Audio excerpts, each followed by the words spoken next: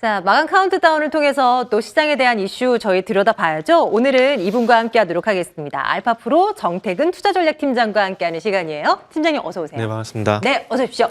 자, 시장은 다시 눌림이 나오고 있고요. 이 시장을 또 어떻게 판단해야 할까? 정 팀장님의 시각이 또 궁금해지는 날입니다. 첫 번째 이슈부터 시작을 해보도록 할게요.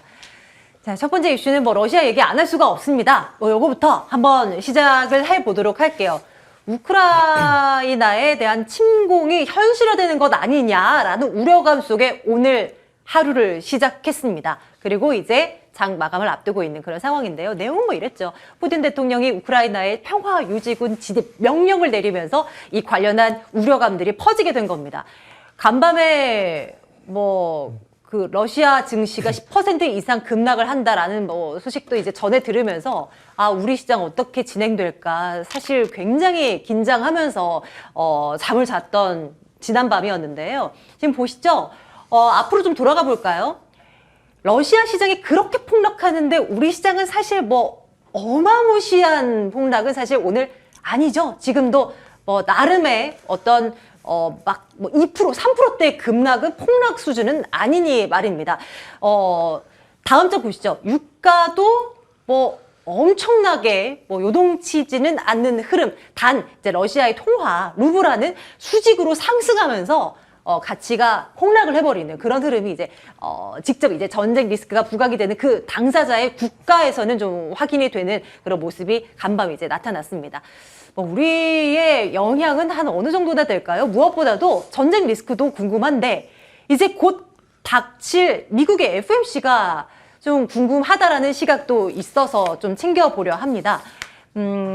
전쟁이 만약에 불거지게 된다면 미국 연준이 그 와중에 금리를 대폭 올리고 긴축을 빠르게 할 거냐? 그건 아니다라는 시각들이 조금은 나오고 있어서요. 저 의견들을 좀 취합을 해보니 만약에 전쟁이 일어난다라고 하면 금리 인상으로 설마 연준이 대응은 안 할 거다. 이런 시각이 있었고요. 올해 금리 인상 횟수도 시장에서는 그동안은 연준 회의 열릴 때마다 올린다였는데 이것이 이제 한 번 줄어서 6회 정도가 되지 않을까 이런 얘기도 나옵니다. 또 실제로 그 관계 업계자들의 이제 설문조사를 토대로 3월에 금리 0.5%포인트 인상할 것 같냐라고 물었더니 그 가능성에 대해서는 기존에는 60%가 그렇다였는데 지금은 13%가 그렇다라고 응답하면서 그 수가 많이 줄어든 걸 확인할 수 있었습니다. 하지만 여전히 연준 그냥 그들의 통화 정책은 전쟁과는 별개로 움직일 거다라고 주장하는 쪽도 있습니다. 시장이 예상했던 것보다 훨씬 더 공격적일 수 있다라는 전망. 그리고 연준의 봄원 이사 같은 경우는 50bp 인상 가능성 높다라고 여전히 주장을 하고 있는 모습도 나타내고 있고요. 전쟁 리스크 그리고 FOMC의 긴축 행보 다 시장은 이 두 가지 이슈에 좀 움찔움찔 할 만한 그런 거리여서요. 계속 신경이 쓰입니다. 팀장님은 시장이 눌릴 때마다 그래도 이제 상승으로 좀 베팅을 가보나 이런 이제 말씀을 해주신 바가 있어서요. 오늘은 어떻게 보시는지 궁금해요. 의견을 주십시오. 의견은 똑같습니다. 똑같고요. 그리고 지금 화면 여기 보시면은 전쟁이라고 돼 있잖아요. 지금 충돌하고 있는 상황이 누구와 누가 충돌하고 있냐가 중요한 거거든요. 근데 지금 우크라이나 정부군하고 친러 반군이 지금 싸우고 있는 거잖아요. 네. 러시아는 뒤에서는 조정만 하고 있는 것뿐이에요. 지금 이거를 모르시면 저는 전쟁이라고 보는 게 맞나라고 생각이 들고요. 그리고 가장 중요한 건 이미 러시아 쪽으로 기울었다고 생각이 들고 나토와 미국의 어떤 신경전은 아마 통하지 않을 것 같고요. 그리고 이제 결론적으로 외무장관 회의가 이제 예정이 돼 있는데 여기서 조금 더 이제 확장하지 않는 선에서 마무리되지 않을까 좀 생각이 들거든요. 우리가 냉정하게 크림반도에 있는 사람들하고요, 그 돈바스 지역에 있는 사람들한테 물어봤을 때 지금 이게 전쟁이라고 생각할까에 대한 부분을 고민해 보게 되면 전쟁이라기보다는 지금 우크라이나 내부에 있는 자국민들끼리 그러니까 반러와 친러의 내전이라고 보는 게 맞는 거지 이건 전쟁이라고 보는 건 좀 어렵지 않을까라고 생각이 좀 들어요. 그리고 어찌 보면은 이 전쟁이라면은 진짜 러시아가 대규모 군대를 이끌고 평화유지군이 아닌 대규모 군대를 이끌어서 키예프까지 진격을 한다. 이게 전쟁이 될 수 있겠죠. 도발이 될 수가 있겠죠. 근데 그런 상황은 아니라고 봐지고요. 그리고 지금 저는 개인적으로 러시아가 이전 시간에는 그 외부의 어떤 여건을 봤을 때 전쟁 가능성이 높다라고 좀 말씀을 드렸는데 좀 시간이 지나고 또 상황을 보다 보니까 뭐 이제 뭐 러시아가 전쟁을 할까라는 생각이 들고 러시아가 전쟁을 했을 때 결국에는 돈 문제거든요. 네. 그럼 전쟁을 하게 되면은 러시아가 무너질 가능성이 상당히 큰 겁니다. 그렇죠. 지금까지 뭐 1차 대전, 1차 세계대전, 2차 세계대전 겪으면서 겪었던 것들을 보게 되면은 전쟁을 했던 나라들이 무사한 나라들이 거의 없거든요. 그런 상황이 있었기 때문에 러시아가 굳이 침공을 할 필요가 없고 좀 전에 말씀드렸듯이 친러 반군. 그러니까 우크라이나 내부에 친러 성향의 사람들을 잘 움직여서 내가 뭐 그 러시아가 취할 수 있는 이익만 취득을 하게 된다라면은 굳이 러시아 입장에서 전쟁을 할 필요가 없고 그리고 지금 전쟁을 하지 않는다고 하더라도 제가 볼 때 러시아가 얻을 수 있는 이득은 다 취할 수 있다라고 봅니다. 일단은 천연가스, 그 다음에 석유. 지금 유가 보시면 아시겠지만 90달러 이상 올라갔잖아요. 그리고 지금 독일이 지금 어쩔 수 없이 러시아한테 매달릴 수밖에 없는 상황, 천연가스를 공급받기 위해서. 그리고 개인적으로 이제 시나리오가 좀 바뀌었는데 아마 분할 점령 또는 아마 친러 정부가 들어서지 않을까라는 건 시나리오인데 그렇게 본다라면 아마 우크라이나가 동서로 좀 쪼개지지 않을까라는 그런 생각도 좀 해봐요. 그러니까 분할 점령 이런 관점에서 봤을 때 그렇게 본다라면은 잘 아시겠지만 그 우크라이나의 동쪽 같은 경우는 곡창지대고 자원이 상당히 많이 나옵니다. 그러면 그 우크라이나 동쪽 지역 같은 경우에는 미국과 아르헨티나에서 3대 곡창지대거든요. 흑토라서 뭘 심어도 잘 납니다. 그렇기 때문에 만약에 러시아가 이 지역까지 확보를 하게 된다면은 자원이라든지 식량까지 얻게 되면서 제가 볼 때 러시아가 얻을 수 있는 이득은 다 얻었다고 좀 봐요. 그렇게 하게 되면서 미국의 나토가 제재를 들어간다고 하더라도 러시아 우방국들은 또 있잖아요. 그럼 우방국 쪽으로 해서 천연가스 같은 자원이라든지 식량이라든지 이런 부분이 수출이 된다라면은 모르겠습니다. 제가 볼 때는 전혀 타격을 입지 않을 것 같고 미국과 나토는 예전에 그 러시아가 크림 반도를 합병할 때처럼 좀 넉넉히 있었다고 좀 봐야 될 것 같습니다. 그리고 이미 그 전쟁 리스크라는 얘기를 하고 있지만 지금 이미 상황은 전개가 됐고 그리고 오늘 주가가 뭐 1.3% 넘게 하락을 하고 있는데 더 하락은 하지 않고 있잖아요. 그리고 지난주에서 지금까지 증시는 거의 제자리입니다.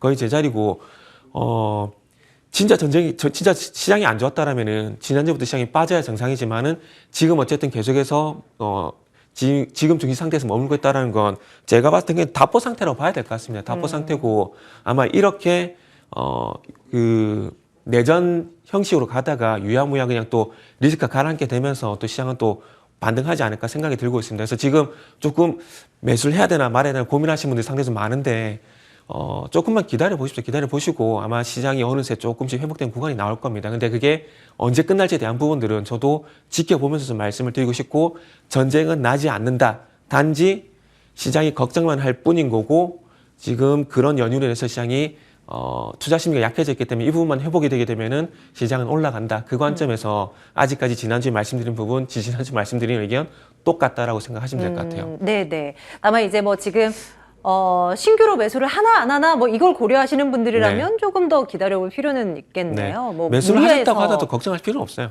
네네. 제가 볼 때 시장 안 빠집니다. 이렇게 또 시장에 대한 어떤 단호하게 이야기를 해주는 전문가가 몇 없어서 또 정 팀장님의 의견은 또 어떻나 이거를 계속 이제 물어보게 되는 것 같아요. 가장 중요한 건 환율이 안 움직이잖아요. 환율이 계속해서 하락으로 가고 있잖아요. 만약에 진짜 그 한국이라는 시장이 네, 크게 영향을 네. 받는 게 된다면 가장 네. 먼저 영향을 받는 게 환율이라고 보시면 돼요. 그렇죠. 근데 지금 전쟁 리스크라는 얘기가 나오게 되면서 여러 가지 안 좋은 상황이지만 중요한 건 환율이 안 움직이잖아요. 진짜 위험하게 되면 환율 1,200원 이상 올라가야 정상인 그렇죠. 거죠. 지금 그런데 1,190원대 초반. 계속해서 환율은 네. 하락적으로 가려고 있는 부분들이 있고 네. 그래서 제가 볼 때 걱정 안 하셔도 될 것 같아요. 또 이렇게 또 얘기를 들으면 또 이렇게 하루는 또 안심됐다가 또 뒷날에 또 뭐 악재 터져 나오면은 또 막 간당간당한 그런 날들이 계속 되고 있는 것 같아요. 이러다가 우리는 이제 시간이 지나고 나면 모든 것이 정말 괜찮아지게 될까요? 일단은 첫 번째 이슈는 뭐 이렇게 좀 넘어갈게요. 그러면 이제 시장의 안정을 찾았을 때 어떤 걸 볼 것인가? 요게 이제 궁금한 포인트가 되잖아요. 지겹겠지만 실적주에 대한 이야기를 또 나눠볼까 합니다. 그 명품보다 실적주 희소성이 커졌다. 왜? 실적이 잘 나올 기업들이 그렇게 많지는 않거든요. 않을 것으로 추정이 되거든요. 올 1분기 이 코스피 시장에 상장되어 있는 기업들의 영업이익 추정치를 보니까 불과 한 달 전과 비교했을 때 많이 낮아져 있어요. 한 1% 평균치이긴 하지만 이제 실질적으로 기업들의 이익이 얼마나 조정된다를 보면 제법 크게 다운이 된 기업들이 많이 보이더라고요. 자, 그러면 뭐 어떤 쪽을 봐야 될 것인가에 조금 더 집중을 해보도록 하겠습니다. 어제도 이 관련한 비슷한 얘기를 하면서 HMM이 눈에 들어왔었는데 오늘도 여기에 이제 이름을 올려놓고 있어요. 1분기 영업이익 추정치가 상향 조정된 기업 최근 한 달 사이에 이게 이제 주제입니다. 대한항공 올라갔고요. HMM, DB하이텍 요즘에 추천주로 많이 나오잖아요. 이 종목도 깜짝 실적 내놨고 1분기에도 또 괜찮을 거다라는 이 얘기. 삼성 엔지니어링, 현대글로비스까지 이름을 올려놓고 있어요. 반대로 하향 조정되는 기업도 있는데 LG 디스플레이 연말 연초 정말 좋은 얘기 많았는데 이거 좀 하향 조정되고 있는 최근 분위기고요. 호텔 신라는 리오프닝 관련한 대표 종목 아니겠어요? 그런데 1분기 영업이익 추정치가 80%나 뭐 급감한 것으로 일단은 뭐 지금 현재까지는 이렇게 계산이 되고 있는 상황입니다. 상향 조정된 기업 중에 눈여겨볼 만한 기업 있는지 궁금하고요. 네. 또 하향 조정된 기업 가운데서 그러면 이런 종목들은 일단 당분간 피하는 게 맞는 건지 이것도 좀 궁금해요. 일단 그전에 제가 오늘 목소리가 안 들어와서 되게 죄송하네요. 원래 또 카랑카랑한 우리 정 팀장님이신데 네. 오늘 오늘 목소리 좀 달라져 좀 이해를 좀 부탁드릴게요. 네네, 알아서 들을게요. 네. 일단은 가장 간단하게 답변을 좀 드리면은 네. 지난 4분기 때 실적이 좋았던 종목들은 아마 1분기 도 좋을 겁니다. 실적 성장세를 타고 아마 계속 좋아질 거예요. 그런데 아마 지난 3분기, 4분기 안 좋았던 실적주들 같은 경우에는 아마 1분기, 2분기도 안 좋아질 것이라 좀 보시고 네. 종목을 보시면 좀 도움되지 않을까라고 생각을 하고 있습니다. 그래서 지금 여기도 보시면 대한항공이라든지 HMM, DB하이텍, 현대글로비스, 삼성엔지니어링 뭐 대표적으로 HMM 같은 경우는 실적이 계속 좋은 종목이거든요. 맞아요. 종목이고 대한항공 같은 경우도 아시겠지만 코로나 이후에 화물 운송으로 이제 집중을 하게 되면서 실적이 좋아지고 있는 종목들인데 아마 이런 것들은 뭐 코로나가 끝나면은 또 좋아질 겁니다. 일단은 물동량 증가가 될 것이고 그리고 이제 화물수에서 여객수로 넘어가게 되고 이런 부분도 있을 건데 그렇기 때문에 계속 좋게 보는 게 좋을 것 같고요. 그래서 여기서 한번 골라보자면은 이제 대한항공 한번 말씀드리고 싶어요. 네. 일단 이미 언급을 좀 드렸지만 리오프닝 진행되게 되면 당연히 여객 수요가 올라갈 수밖에 없습니다. 지금도 물론 뭐 화물 운송 통해서 운임 수익이 크게 늘어나게 되면서 실적이 좋은 상황인데 여기다가 이제 뭐 여객 수요까지 늘어나게 된다라면은 아마 이게 플러스 알파가 될 수밖에 없겠죠. 그리고 대표적으로 이제 리오프닝 관련되게 되면은 이제 해외 쪽으로 아웃바운드 쪽으로 이제 수요가 많이 증가를 하기 때문에 뭐 대한항공은 좋아질 수밖에 없다라고 봐야 될 것 같습니다. 단지 이제 잡음이 될 만한 부분들, 아시아나항공과 합병 문제가 어떻게 깔끔하게 마무리 지어지느냐 이게 좀 관건인데 순수하게 실적만 보게 된다라면은 뭐 대한항공이 좋아질 거란 부분들은 뭐 부정하실 분들은 없을 것 같아요. 단지 언제 빨리 밖으로 나갈 수 있느냐 이게 관건이라고 보시면 될 것 같고 어쨌든 이제도 말씀드렸지만 그동안 뭐 위드 코로나 얘기하면서 이제 위드 코로나 될 거야 이 얘기를 하게 되면서 늑대가 나타났다 이런 이소부화도 말씀드렸는데 네. 이제는 진짜로 늑대가 나타납니다. 늑대가 나타나고 이제 세계가 글로벌 뭐 국가들이었던 문이 계속 열리고 있는 상황이기 때문에 그리고 그 방역 패스 계속 해제 조치가 나오고 있잖아요. 그렇죠. 이제 미국 같은 경우도 하와이를 제외하고는 이제 마스크를 다 벗는 추세거든요. 그렇기 때문에 뭐 앞으로 관심을 좀 가져야 되지 않을까 생각이 들고요. 그리고 이제 아웃바운드가 있으면 이제 인바운드 쪽도 봐야 되는데 요거는 이제도 한번 말씀드렸는데 신세계. 제가 카페 예를 들게 되면서 이제 빈 공간이 채워질 가능성이 높다라고 네, 말씀드렸잖아요. 그러셨죠. 그렇게 된다라면은 이제 뭐 주위에 뭐 스타벅스라든지 뭐 할리스라든지 여러 가지 프랜차이즈 커피숍이 있는데 여기 이 공간들이 다 채워질 거라는 겁니다. 그리고 지금 이 여의도에도 가까운 곳에 더현대 서울이 있는데 백화점 입장은 괜찮아요. 뭐 지금 QR코드가 많이 없어지긴 QR코드 안 한다 그러더라고요. 근데 어쨌든 이전까지는 이 백화점 입장은 가능하지만은 식당하고 이제 카페는 이 QR코드를 찍어야 됐습니다. 그렇기 때문에 자리 공간을 다 찾을 수가 없었는데 이 공간이 또 열리게 된다는 거죠. 그렇기 때문에 뭐 신세 같은 경우는 명품이란지 이런 의류 판매 이런 부분 증가를 하는 것 플러스해서 이제 방문객이 더 증가를 하게 되면은 당연히 실적이 더 좋아질 수가 있다라는 거죠. 그렇기 때문에 이제 뭐 대한항공, 뭐 신세계는 종목들 보시면 좋을 것 같고요.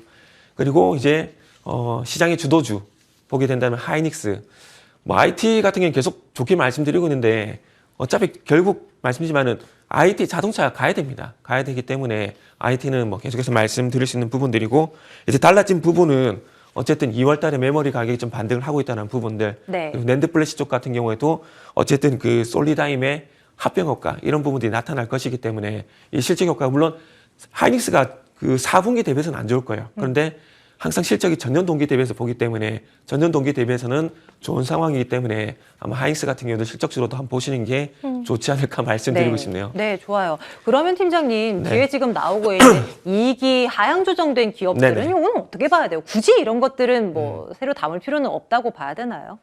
기다리면 좋을 것 같아요. 그러니까 좀 그 내부적으로 잡음 있다고 좀 봐야 될 것 같아요. 사정들이 다 있어요. 보시면 SK IT 같은 경우는 아시겠지만 2차 전지 전반적으로 다 안 좋잖아요. 네. 다 안 좋기 때문에 얘만 좋을 수는 없어요. 그러니까 만약에 그 2차 전지가 다 좋을 때 얘만 안 좋았다라면 또 얘기가 달라지겠지만 지금 다 안 좋거든요. 그렇기 때문에 조금 제외를 해야 되고 그리고 LG 디스플레이 같은 경우에도 지금 요거는 매출 기준으로 봐야 되는데 네. 일단 영업이익도 중요하지만 매출 기준으로 봐야 되는데 이거는 지금 현재 OLED 쪽 현재 나가는 부분들이 그러니까 뭐랄까요 그 수주 물량들이 현재 제대로 나가지 않고 있어요. 그러니까 지금 자동차 차량용 반도체 때문에 문제가 되고 있잖아요. 그것처럼 그 문제만 해결될 때까지만 기다리시면 되고 뭐 현대산업개발은 워낙 큰 악재가 이거는 있었으니까. 말씀 안 돼도 잘 아실 네, 것 같고 맞아요. 호텔신라 같은 경우에도 네. 호텔신라는 그 인바운드 있잖아요. 좀 전에 말씀드렸듯이 네네. 요 인바운드 수요만 올라가게 되면 다시 실적 가이던스 올라갈 거예요. 그때까지만 기다리시면 돼요. 호텔신라는. 네. 단순히 이제 영업이익 추정치만 놓고 이제 본다고 이제 표를 이제 보여드렸더니 그런 현상들이 좀 나타나고 있는 것 같은데요. 세부적인 내용들은 조금 더 살펴볼 필요가 있겠네요. 뭐 어쨌거나 괜찮아 보일 걸로 예상이 된다는 종목들 중심으로 저희가 포트폴리오를 한번 구축하는 거 괜찮은 방법인 듯 보입니다. 알파프로 정태근 투자전략팀장과 함께 오늘 이슈 들여다봤네요. 팀장님 오늘도 고맙습니다. 네, 감사합니다.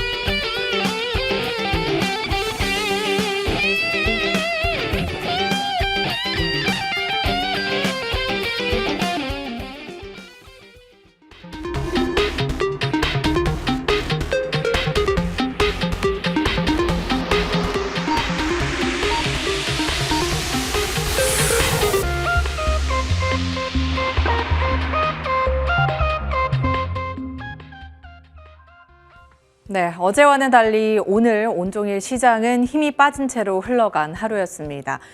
오전부터 푸틴 러시아 대통령이 우크라이나에 이 러시아 군 진입 명령을 내렸다는 소식에 이 우려감이 잔뜩 낀 상태로 시장은 좀 굉장히 투자 심리가 악화된 채 흘러갔는데요. 마감 지수부터 먼저 체크해 보시죠. 코스피는 다행히도 회복을 많이 해준 상태입니다. 1.3%까지 올라와 주면서 2,700선 지켜낸 채 오늘 마무리 짓고요. 코스닥은 낙폭이 더 크게 나타났죠. 1.8%의 하락으로 870선 위로 올라오지 못한 채 868선으로 마감 지을 것으로 보입니다. 오늘 환율은 강보합권으로 마무리를 짓는데요. 1,192원대를 가리키고 있고 전반적으로 아시아 증시가 힘이 없는 모습이었습니다. 일본의 니케이 지수가 1.7%대의 하락, 홍콩의 항생 지수가 오늘 큰 폭의 하락을 보였습니다. 2.7%의 하락을 보이면서 전반적으로 흔들리는 모습 연출됐습니다. 수급적으로 기관과 외국인이 양시장에서 많은 물량을 매도하는 모습이었는데요. 특히 유가증권 시장에서 외국인은 3,800억 원 넘는 물량을 팔아치웠고 기관도 마찬가지로 3,700억 원 넘게 매도하면서 시장에 압박을 가했습니다. 개인만이 오늘 지수에 힘을 보태주는 모습이었으나 그 힘이 좀 부족했고요. 코스닥 쪽에서는 그래도 기관이 오후장 들면서 이 매도에서 매수 쪽으로 포지션을 좀 바꿔주면서 지수에 힘을 보태나 싶었지만 외국인이 더 많은 물량을 팔아치우면서 코스닥도 역시나 지수가 힘을 내지 못한 상황이었습니다. 시가총액 상위 종목들 대부분이 하락을 했는데요. 먼저 코스피 시총 상위 종목부터 함께 보시죠. 삼성전자와 SK하이닉스가 1%대의 하락을 보였고요. LG에너지솔루션이 오늘 2.8%의 하락으로 44만 원 선까지 내려와 있는 모습 포착되고 있습니다. LG화학도 오늘 4% 넘게 빠지면서 60만 원 선을 이탈했고요. 삼성바이오로직스만이 1%대 상승을 보였습니다. 코스닥 시총 상위 종목도 함께 보시죠. 그래도 1위부터 3위까지 상승부를 켠 채 마무리를 지었습니다. 일단 2차 전지 대장주인 에코프로비엠과 LNF가 1%, 2%의 상승을 보였고 셀트리온 헬스케어도 1%대 상승을 켠 채 오늘장을 마쳤습니다. 섹터별 흐름도 함께 보시죠. 오늘 에너지주와 사료주가 전반적으로 강한 시세를 분출했습니다. 앞서 언급드린 이 지정 확정 우려에 오늘 다시 한번 강하게 튀어오르는 모습이었는데요. 먼저 GSE가 오늘 장중에 상한가로 진입한 채 풀리지 않고 마감을 지은 것으로 보이고요. 대성에너지도 오늘 장중에 상한가를 터치하긴 했지만 약간은 풀린 채 마무리가 됐습니다. 이외에도 한국석유, 흥구석유 등 10% 안팎의 강한 상승을 보였고요. 이외에 미래생명자원이나 팜스토리, 효성 OMB 등 이 사료주도 10에서 20%에 가까운 강한 급등세를 보인 채 오늘 장을 마쳤습니다. 특징적인 종목들도 하나씩 살펴보시죠. 먼저 알파홀딩스, 반도체 장비주인데요. 2차 전지 기업 한송네오텍의 경영권을 인수한다라는 소식을 전하면서 오늘 장 초반부터 강하게 올라줬고 상한가로 진입한 채 오늘 장을 마쳤습니다. 한송네오텍도 함께 힘을 받아가는데요. 8%대 상승을 보였습니다. 다음으로 일동제약은 당사가 개발 중인 코로나19 치료제가 오미크론 등 변이 바이러스에 효과적으로 적용할 수 있다는 논의를 정부에서 한 것으로 알려지면서 오늘 19% 넘는 급등세를 보였습니다. 이외에 관련 종목들도 함께 힘을 받았고요. 반면에 어제 상한가로 마감한 맘스터치는 오늘 골이 깊게 나타났습니다. 17% 넘는 급락을 보이면서 장을 마쳤는데 어제는 자발적인 상장 폐지 결정으로 상한가를 기록했지만 오늘 공개 매수 이상으로 추가 주식을 취득할 계획은 없다라고 당사에서 밝히면서 투자 심리가 다시 한번 악화되며 매도세가 거세게 인 것으로 보입니다. 자, 이렇게 마감 시황 정리해드렸습니다.